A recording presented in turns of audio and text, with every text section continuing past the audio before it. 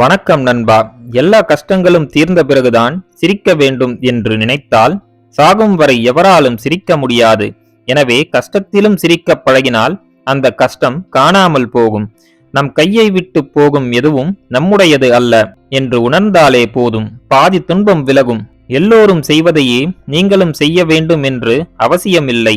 எல்லோரும் அவரவர்களுக்கு பிடித்தவற்றை செய்கிறார்கள். நீங்கள் உங்களுக்கு பிடித்த விஷயத்தை செய்யத் தொடங்குங்கள். உங்கள் வாழ்க்கையில் மகிழ்ச்சி பிறக்கும். உங்கள் எதிர்காலம் நீங்கள் தினமும் என்ன செய்கிறீர்கள் என்பதை பொறுத்தே வடிவமைக்கப்படுகிறது. எனவே செயலில் கவனம் தேவை. நீங்கள் செய்யும் ஒவ்வொரு நல்ல காரியங்களுக்கு ஏற்ற பயன் நிச்சயம் உங்களுக்கு கிடைக்கும் வரை பொறுமையாக இருங்கள். நீங்கள் செய்யும் எல்லா வேலைகளை விடவும் முக்கியமானது உங்களை நீங்களே கவனித்துக் கொள்வதுதான். உங்களுக்கு நீங்கள் முக்கியத்துவம் கொடுப்பது மிகவும் முக்கியமானது. கெட்டவனுக்கு கூட நன்மை செய்ய நினைக்க வேண்டும். மறந்தும் கூட ஒரு நல்லவனுக்கு கெடுதல் நினைத்துவிடவே கூடாது. அது மாபெரும் பாவம். சாதாரண நேரத்தில் உங்களை சுற்றி எவ்வளவு பேர் இருக்கிறார்கள் என்பது முக்கியமல்ல. உங்களுக்கு ஒரு இக்கட்டான சூழ்நிலை ஏற்படும் போது உங்களை சுற்றி யார் யார் இருக்கிறார்கள் என்பதே முக்கியம். தனக்கு தேவை என்றால் மட்டும் தரையிறங்கும் கழுகை போல இருங்கள். எப்பொழுதும் இறங்கி போனால் நம்மை இலக்காரமாகத்தான் பார்ப்பார்கள். சில நேரங்களில் அடுத்தவர்களை எதிர்பார்ப்பதை விட நம் வாழ்க்கையில் நம் வழியில் நாம் தனியாக செல்வதே சிறந்தது.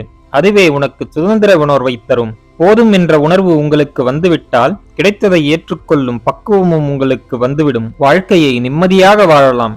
ஒவ்வொரு நாளும் ஒரு புதிய வாய்ப்பு, ஒவ்வொரு நேரமும் ஒரு புதிய மாற்றம். விழிப்புடன் வாழ்ந்தால் பயம் கிடையாது. நம்முடைய குணங்களையே மற்றவர்களிடம் தேடுகிறோம். கைரேகை போன்று ஒவ்வொருவருக்கும் குணம் மாறுபட்டது என்பதை புரிந்து கொள்ளாமல் மற்றவர்களும் நம்மை போலவே இருக்க வேண்டும் என்று நினைப்பது உங்களுக்கு ஏமாற்றத்தையே தரும்.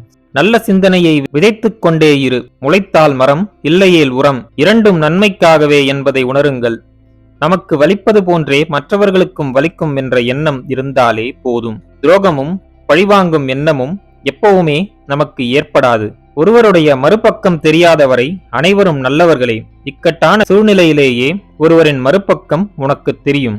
இழந்த இடத்தை மீண்டும் உங்களால் பெற முடியும். ஆனால் இழந்த நேரத்தை உங்களால் மீண்டும் பெறவே முடியாது. எனவே நேரத்தை வீணாக்காதீர்கள்.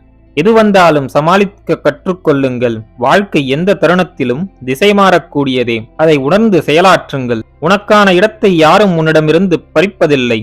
நீதான் அதை தவறவிடுகிறாய். உனக்கு கிடைத்திருக்கும் வாய்ப்பை புரிந்து அதை சரியாக பயன்படுத்தினால் அது உன்னை விட்டு பறிபோவது கிடையாது. கவனமாக இருக்க வேண்டும். நடித்து பேசுபவர்களிடம் மனம் திறந்து பேசாதே. மனம் திறந்து பேசுபவர்களிடம் நடித்து பேசாதே. அதுவே தர்மம். உண்மையை பேச கற்றுக்கொள்ளுங்கள். ஆரம்பத்தில் சிரமமாகத்தான் இருக்கும். ஆனால் பழகிவிட்டால் பொய் பேசவே கூச்சமாக இருக்கும். உண்மையை எவராலும் வெகு நாட்கள் மறைத்து வைக்க முடியாது. அது வெளிவந்தே தீரும். உண்மையை பேசுங்கள். நிம்மதியாக வாழலாம். நண்பர்களே, மேற்கூறிய விஷயங்கள் உங்கள் வாழ்க்கைக்கு உபயோகமாக இருந்திருக்கும் என்று நான் நம்புகிறேன். இந்த வீடியோ உங்களுக்கு பிடித்திருந்தால் லைக் பண்ணுங்க. உங்க ஃப்ரெண்ட்ஸ் அண்ட் ஃபேமிலியோட ஷேர் பண்ணிக்கோங்க. நம்ம சேனலை இன்னும் நீங்க சப்ஸ்கிரைப் பண்ணலனா சப்ஸ்கிரைப் பண்ணி பக்கத்துல இருக்க பெல் ஐக்கான பிரஸ் பண்ணிக்கோங்க. அப்பதான் நாங்க போடுற வீடியோஸ் உங்களுக்கு நோட்டிபிகேஷனா வரும். நான் உங்களை அடுத்த வீடியோல சந்திக்கிறேன். நன்றி, வணக்கம், வாழ்க வளமுடன்.